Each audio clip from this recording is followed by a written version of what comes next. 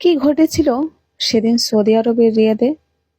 হ্যাঁ, লেবাননের বিখ্যাত একজন শিল্পীর ৪৫তম জন্মদিন ছিলেন। সেই জন্মদিন উপলক্ষে তিনি কনসার্টের আয়োজন করেছিলেন রিয়াদে।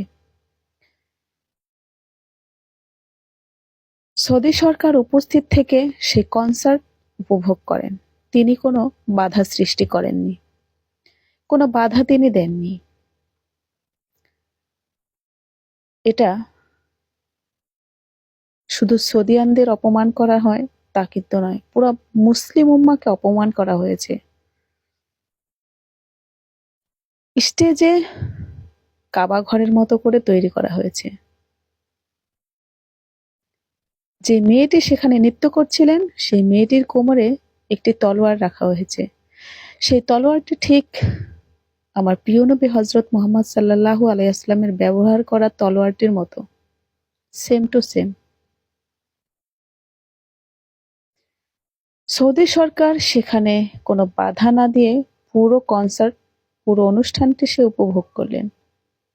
এতে কি দাঁড়ালো?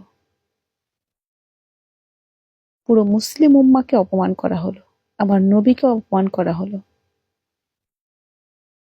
আল্লাহ এদের বিচার করুক, আল্লাহ এদেরকে ধ্বংস করে দিক। কি বলবো, হৃদয়টা ক্ষত বিক্ষত হয়ে গেল, অন্তরটা ক্ষত বিক্ষত হয়ে গেল। আল্লাহ দুনিয়ার মাটিতে এদের বিচার করুক, আমরা সবাই চাই। কারণ আমার নবী এবং নবীর উম্মাদেরকে যে অপমান করে, আল্লাহ যেন তাদের বিচার এই দুনিয়ার মাটিতেই করে দেন। আমার ভিডিওটি যদি ভালো লেগে থাকে তাহলে লাইক, কমেন্ট, শেয়ার করে পাশে থাকেন এবং অন্যকে সুযোগ করে দেন দেখার জন্য।